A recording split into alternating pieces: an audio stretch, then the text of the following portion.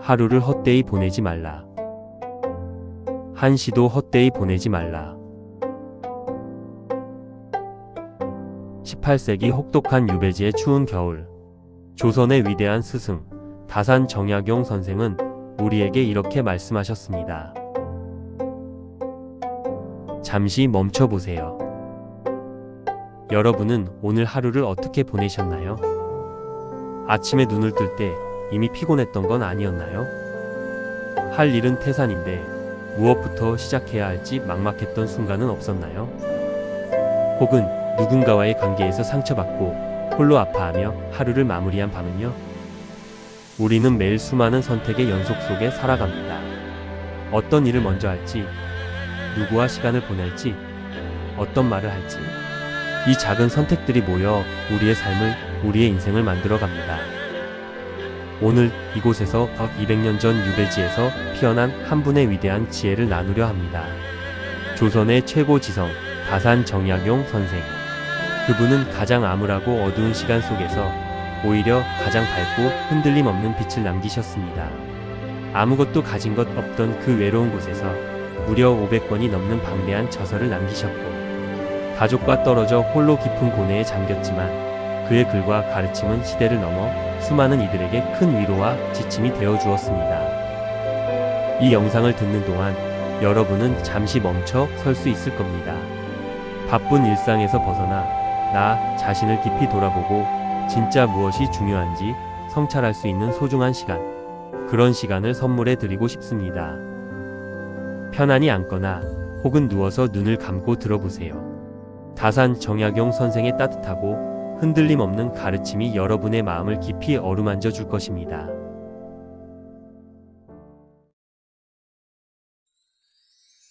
다산 정약용 선생은 1762년 조선 후기의 혼란한 시기에 태어나셨습니다.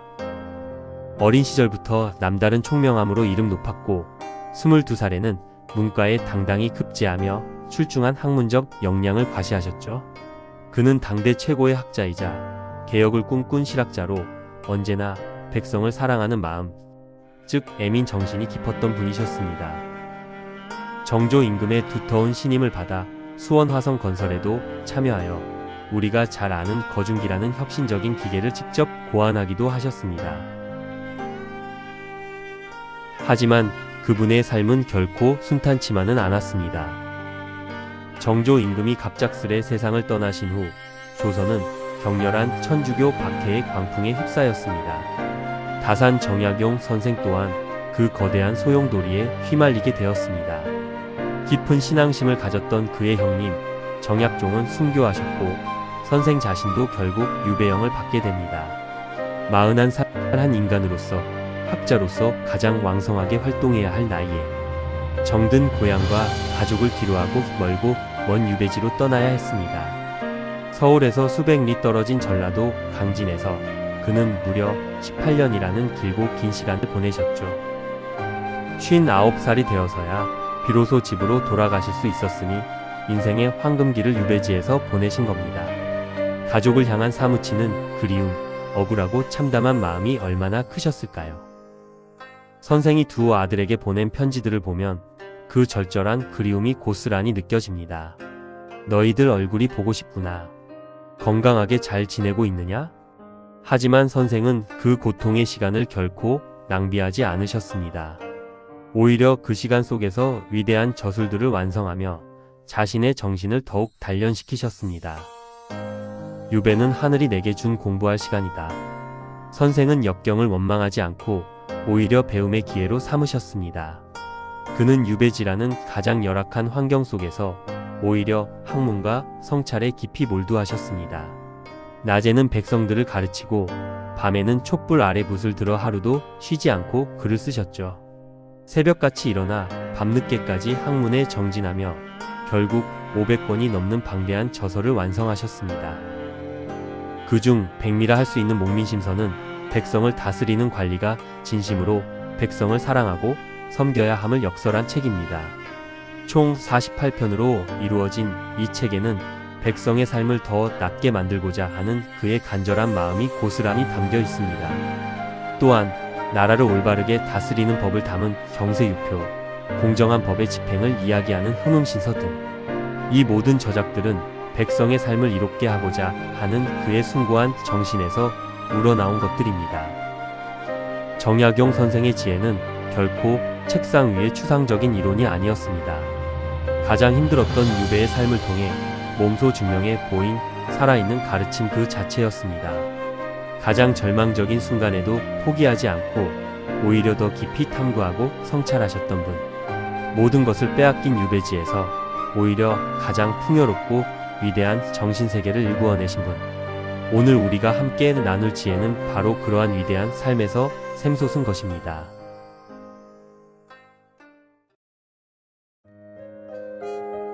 첫 번째 가르침은 바로 나를 돌아보는 시간, 수신입니다. 몸과 마음을 닦지 않으면 아무리 많이 알아도 쓸모가 없다. 정약용 선생은 무엇보다 자기 자신을 깊이 돌아보고 다스리는 것을 가장 중요하게 여기셨습니다. 수신, 즉 나를 닦는다는 것. 이것은 단순히 도덕적으로 바르게 사는 것만을 의미하지 않습니다. 매일 내면의 마음을 들여다보고 오늘 내가 한 행동과 생각을 겸허하게 되돌아보는 것입니다. 선생은 매일 자성록이라는 일기를 쓰셨다고 합니다. 오늘 자신이 한 일, 생각, 감정을 빠짐없이 기록하며 잘한 일은 칭찬하고 잘못한 일은 반성하셨죠. 현대를 살아가는 우리에게 이러한 성찰의 시간이 왜 절실히 필요할까요? 우리는 너무나도 바쁜 일상을 보냅니다. 아침에 눈을 뜨자마자 스마트폰을 확인하고 출근해서는 쏟아지는 업무에 치입니다. 퇴근 후에는 수많은 미디어와 자극적인 정보 속에 파묻히곤 하죠. 그러다 보면 정작 나 자신의 목소리를 듣지 못하고 놓치게 됩니다. 내가 왜 이렇게 사는지, 내가 진정으로 원하는 삶은 무엇인지 잊고 지내게 되는 것입니다. 한번 예시를 들어볼까요? 직장에서 동료에게 무심코 짜증을 낸 적이 있으신가요? 그 순간에는 분명 상대방의 잘못처럼 느껴졌을지 모릅니다. 하지만 나중에 가만히 생각해보면 사실 내가 충분히 쉬지 못했거나 다른 일로 마음이 불편해서 그랬던 것은 아닐까요? 프로젝트 데드라인에 쫓겨 예민해졌거나 개인적인 걱정거리 때문에 여유가 없었던 겁니다. 다산 정약용 선생은 바로 이런 순간에 잠시 멈춰서서 나 자신을 돌아보라고 말씀하십니다. 오늘 내가 왜 화를 냈을까? 내 마음이 불편했던 진짜 이유는 무엇이었을까? 상대방이 정말 잘못한 걸까? 아니면 내 문제였을까? 이렇게 스스로에게 솔직하게 질문을 던져보는 것입니다. 매일 밤 잠들기 전 단 5분. 딱 5분만이라도 오늘 하루를 되돌아보는 시간을 가져보세요. 일기를 짧게 쓰거나 조용히 명상에 잠기거나 그저 편안히 앉아 오늘 있었던 일을 떠올리는 것만으로도 충분합니다. 스마트폰 메모장에 짧게 적어도 좋습니다. 오늘 좋았던 일 3가지, 오늘 아쉬웠던 일 1가지, 내일은 이렇게 해보자라고요. 이 작은 습관 하나가 여러분의 삶을 천천히, 그러나 아주 단단하게 변화시켜 줄 것입니다. 자기 자신을 알아가는 과정, 그것이 바로 진정한 성장의 시작입니다.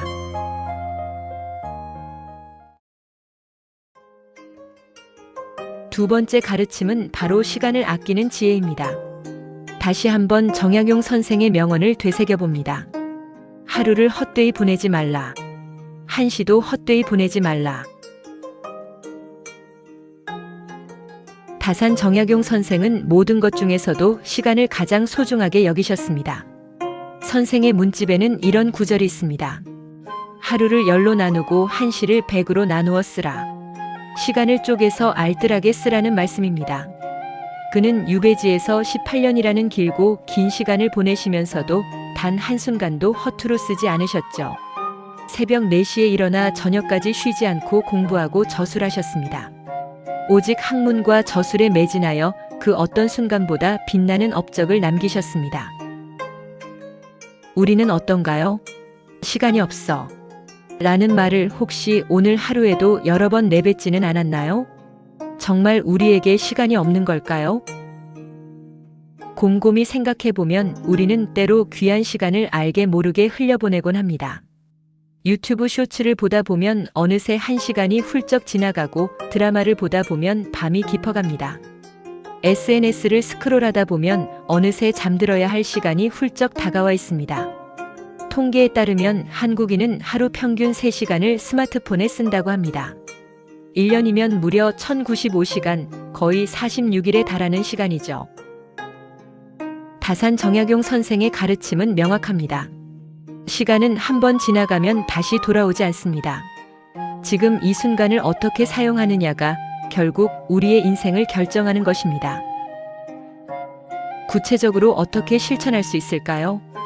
출퇴근 시간에 스마트폰만 보고 있지는 않으신가요? 그 시간에 오디오북을 듣거나 새로운 지식을 주는 팟캐스트 혹은 교육 유튜브 영상을 들어보세요. 하루 왕복 2시간이라면 1년에 500시간을 확보하는 셈입니다. 500시간이면 새로운 외국어 하나를 배우기에도 충분한 시간입니다. 점심시간 30분 매일 같은 이야기만 나누는 대신 일주일에 한두 번은 혼자 조용히 산책하며 생각을 정리하는 시간을 가져보는 것은 어떨까요? 걸으면서 듣는 음악 한 곡, 스쳐가는 바람. 그것만으로도 오후를 더 상쾌하게 시작할 수 있습니다. 잠들기 전 침대에서 스마트폰을 보는 대신 책을 단 한 페이지라도 읽어보세요. 하루 10페이지라면 한 달에 한 권, 1년이면 12권의 책을 읽을 수 있습니다. 작고 사소해 보이는 시간들이 모여 어느 순간 거대한 변화를 만들어냅니다. 다산 정약용 선생은 그렇게 18년 유배 기간 동안 500여 권의 위대한 저서를 완성하실 수 있었습니다. 하루하루의 작은 실천이 역사에 남는 업적을 만들어낸 겁니다.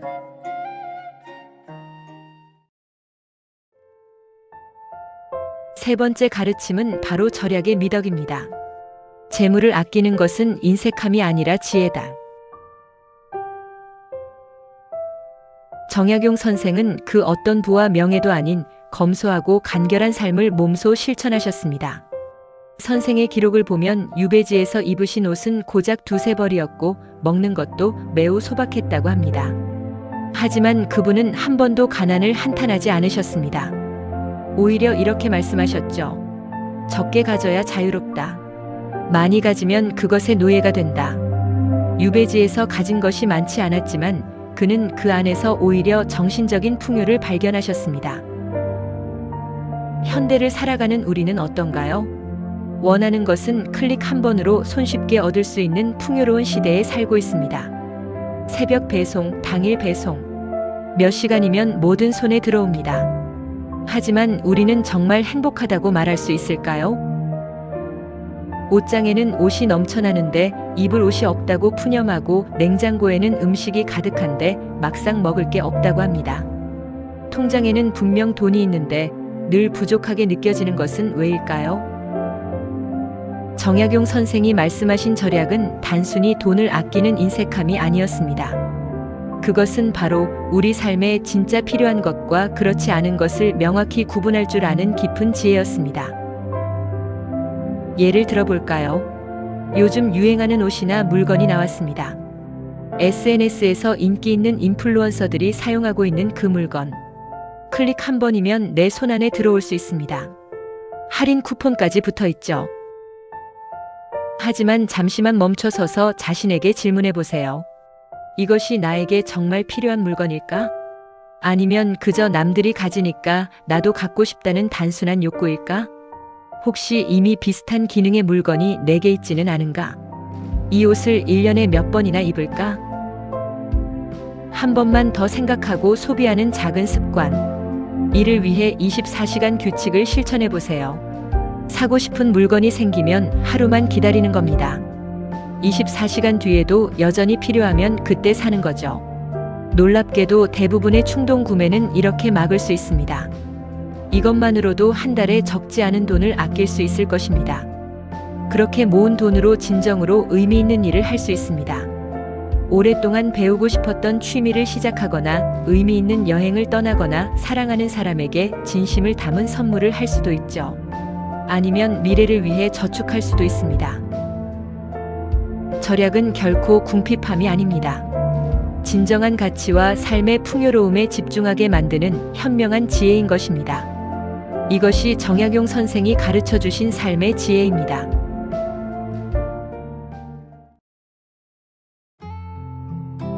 네 번째 가르침은 관계의 지혜입니다. 사람을 대할 때는 그의 장점을 먼저 보라. 다산 정약용 선생은 사람을 대하는 마음에 대해서도 많은 가르침을 남기셨습니다. 선생은 목민심서에서 이렇게 쓰셨습니다. 사람에게는 모두 장점이 있다. 그것을 찾아 키워주는 것이 지도자의 역할이다. 특히 상대방의 장점을 먼저 바라보라는 말씀이 깊은 울림을 줍니다. 우리는 어떤가요? 새로운 누군가를 처음 만났을 때 혹시 무엇을 가장 먼저 보고 있나요? 안타깝게도 우리는 때로 타인의 단점을 먼저 발견하곤 합니다. 저 사람 말투가 좀 거슬리네. 옷 입는 센스가 좀 부족해 보여. 성격이 지나치게 예민한 것 같아. 자기 이야기만 하네. 이렇게 단점에서 시작된 관계는 깊어지기 어렵습니다. 이미 상대방에 대한 좋지 않은 편견이 우리 마음속에 자리 잡았으니까요. 우리 뇌는 그 편견을 확인하는 정보만 계속 찾아냅니다. 하지만 정약용 선생은 정반대의 길을 가르치십니다. 상대방의 장점을 먼저 찾아보고 인정하라고 말이죠. 예를 들어 직장 동료가 있습니다. 일 처리는 매우 꼼꼼하지만 업무 속도가 다소 느린 편입니다. 마감이 임박하면 우리는 답답함을 느낄 수도 있습니다. 단점만 본다면 그저 느린 사람일 뿐입니다. 하지만 장점을 먼저 본다면 어떨까요? 이 사람은 실수가 거의 없구나. 디테일을 놓치지 않는구나. 신뢰할 수 있는 사람이겠다. 라고 생각하게 됩니다. 그렇게 보면 그 사람에게 가장 적합한 일이 보입니다. 중요한 계약서 검토, 정확해야 하는 데이터 분석. 그런 일에는 이 사람이 최적입니다. 오랜 친구가 있습니다. 가끔 말이 너무 많아서 피곤하게 느껴질 때도 있습니다. 이야기가 길어지면 듣기 힘들 때도 있죠. 하지만 다르게 생각해보면 그 친구 덕분에 늘 모임 분위기가 밝고 즐겁지 않나요? 어색한 순간에 대화를 이어가는 능력도 탁월할지 모릅니다. 상대방의 장점을 먼저 찾아보는 작은 습관 하나가 관계를 놀랍게 변화시킵니다. 상대방도 당신의 따뜻한 시선을 분명 느낄 것입니다. 아, 이 사람은 나를 있는 그대로 존중해 주는구나. 이 사람은 내 가능성을 믿어주는구나. 그러면 상대방은 자연스럽게 마음의 문을 열고 당신과의 관계는 더욱 깊고 신뢰할 수 있는 방향으로 발전하게 됩니다. 오늘부터 주변 사람들의 장점을 하나씩 찾아보는 연습을 시작해보세요. 굳이 말로 표현하지 않아도 괜찮습니다. 마음속으로 생각하는 것만으로도 세상을 바라보는 당신의 시선이 달라집니다. 그리고 기회가 되면 그 장점을 말로 표현해 보세요. 내가 꼼꼼하게 일 처리해줘서 정말 도움이 많이 돼. 내가 있으니까 모임이 항상 즐거워. 이 짧은 한마디가 누군가의 하루를 밝게 만들 수 있습니다.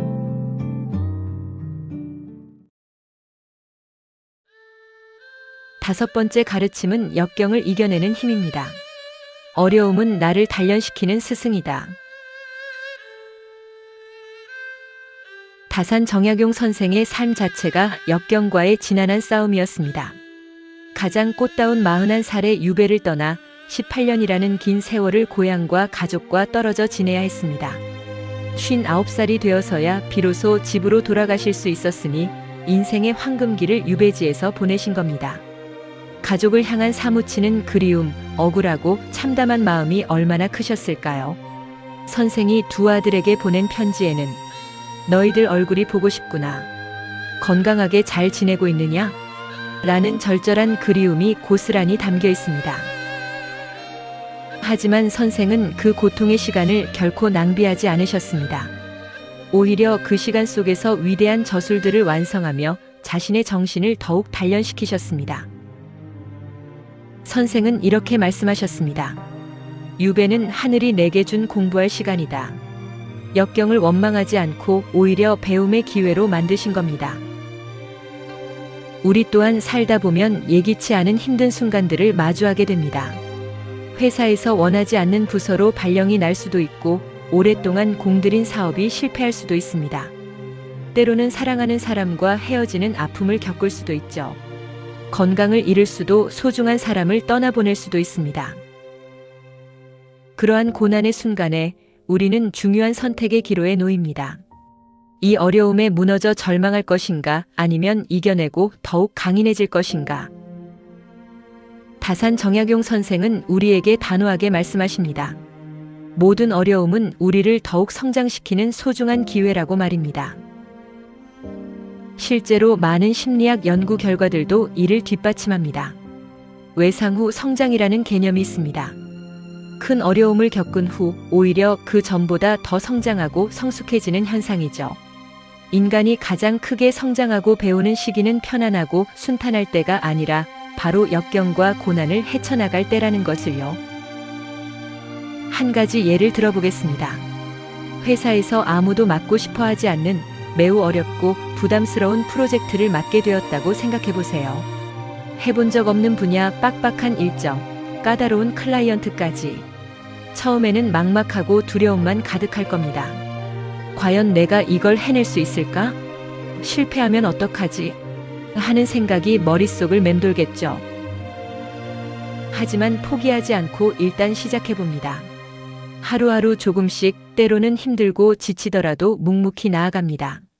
모르는 부분은 배우고 도움이 필요하면 동료나 전문가에게 요청합니다. 실수하면 배우고 다시 일어섭니다. 밤을 새우기도 하고 스트레스에 잠 못 이루기도 합니다. 하지만 포기하지 않습니다. 그리고 마침내 어느 날 그 힘든 프로젝트가 성공적으로 마무리됩니다. 그때 우리는 스스로에게 놀라움을 금치 못할 겁니다. 내가 이런 엄청난 일을 해냈구나. 나한테 이런 능력이 있었네. 그 과정 속에서 당신은 예전과는 비교할 수 없을 만큼 크게 성장했습니다. 이전에 당신은 감히 상상도 못했던 일을 이제는 해낼 수 있는 더욱 단단하고 지혜로운 존재가 된 것입니다. 새로운 기술을 배웠고 문제 해결 능력이 생겼고 자신감도 훨씬 커졌을 겁니다. 삶의 어려움이 찾아왔을 때 다산 정약용 선생을 떠올려 보세요. 18년이라는 유배 생활의 고통 속에서도 500권의 위대한 저서를 쓰며 자신의 시대를 밝히신 그분을요. 아무것도 없는 곳에서 모든 것을 만들어내신 그분을요. 여러분도 할 수 있습니다. 이 어려움을 딛고 더 강해질 수 있습니다.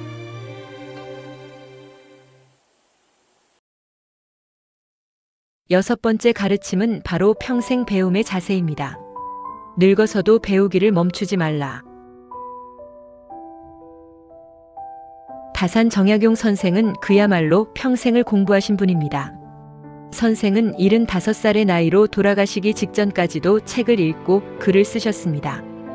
어린 시절부터 노년까지 단 한순간도 배움을 멈추지 않으셨죠. 선생의 학문 분야도 놀랍습니다.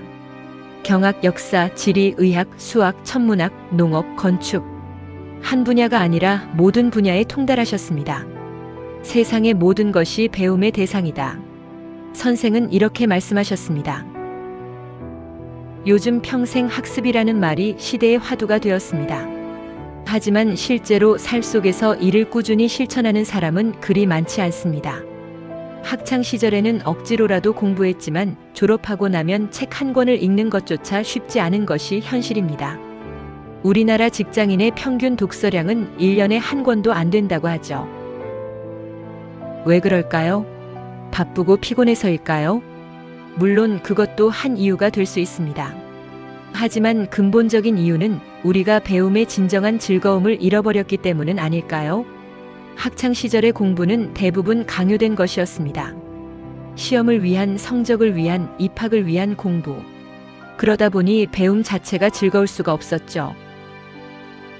다산 정약용 선생에게 배움은 결코 고통스러운 의무가 아니었습니다.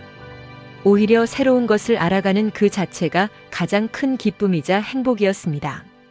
우리 또한 그렇게 즐겁게 배울 수 있습니다. 가장 먼저 당신이 진정으로 관심 있는 분야부터 시작해 보세요. 혹시 요리를 좋아하시나요? 유튜브에는 수많은 요리 강좌 영상들이 넘쳐납니다. 한 달에 하나씩만 새로운 요리법을 배워도 1년이면 무려 12가지 요리를 익힐 수 있습니다. 5년이면 60까지 평생 쓸 수 있는 나만의 레시피가 생기는 겁니다. 사진 찍는 것을 즐기시나요? 요즘 스마트폰만으로도 전문가 못지않은 멋진 사진을 찍을 수 있습니다. 사진의 구도, 조명, 편집 기술을 하나씩 배워나가는 재미는 생각보다 쏠쏠합니다. 1년만 꾸준히 연습하면 주변 사람들이 당신에게 사진 찍어달라고 부탁할 겁니다. 오랫동안 배우고 싶었던 외국어에 관심이 있으신가요? 매일 단 10분씩만 꾸준히 공부해도 1년이면 충분히 기초 회화를 구사할 수 있게 될 것입니다. 3년이면 자유롭게 대화할 수 있는 수준에 도달할 수도 있습니다. 음악을 배우고 싶으신가요? 나이는 중요하지 않습니다. 60세에 피아노를 시작한 분들도 있습니다. 70세에 기타를 배우는 분들도 있습니다. 배움은 결코 나이와 상관이 없습니다. 무언가를 시작하기에 늦은 때란 없습니다. 지금 바로 시작한다면 오늘이 바로 당신의 삶에서 가장 빠른 날이 될 것입니다. 다산 정약용 선생처럼 평생을 배우고 또 배우며 성장하는 삶. 매일 조금씩 나아지는 삶. 어제의 나보다 오늘의 내가 조금 더 아는 것이 있는 삶. 그런 삶이야말로 진정으로 풍요롭고 빛나는 인생 아닐까요? 배움은 우리를 젊게 만듭니다. 뇌과학자들의 연구에 따르면 새로운 것을 배울 때 우리 뇌는 활성화되고 젊어진다고 합니다. 배움이 곧 노화 방지의 비결인 셈이죠. 오늘부터 시작해보세요. 아주 작은 것 하나라도 배워보세요. 그 작은 시작이 당신의 삶을 크게 바꿀 겁니다.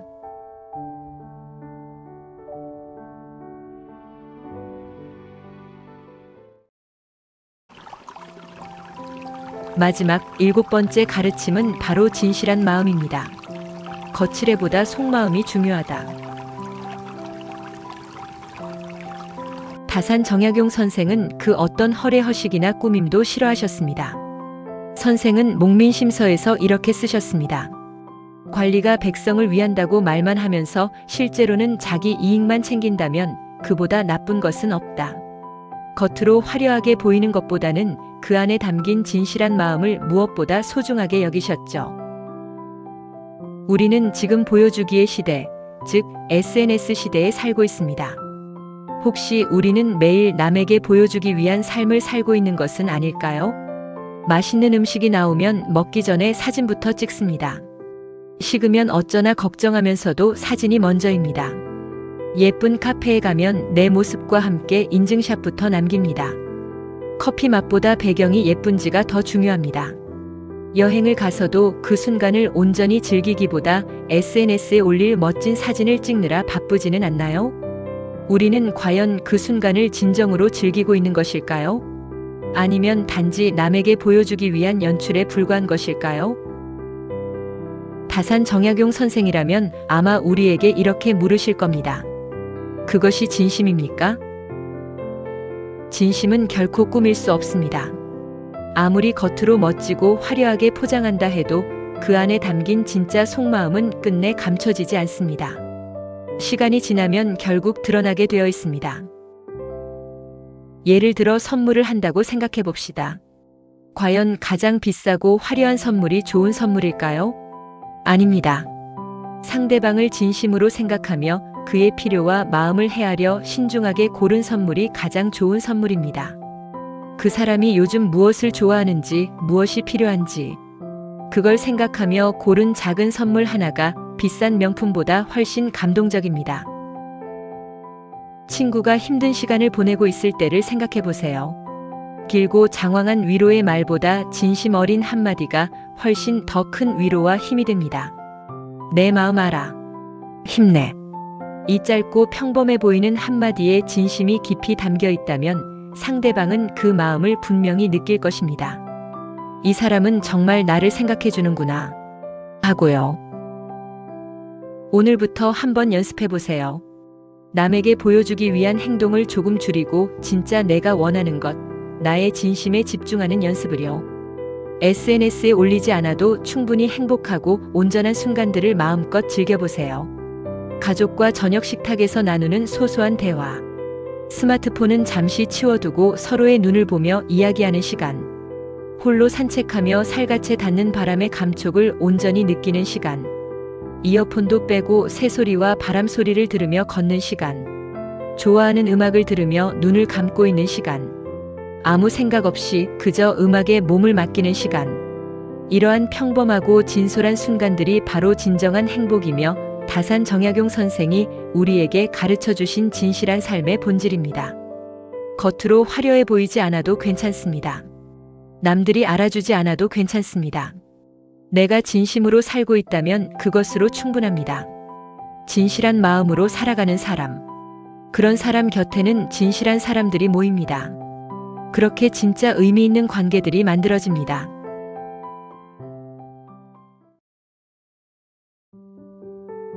오늘 우리는 다산 정약용 선생의 7가지 소중한 지혜를 함께 나누는 시간을 가졌습니다.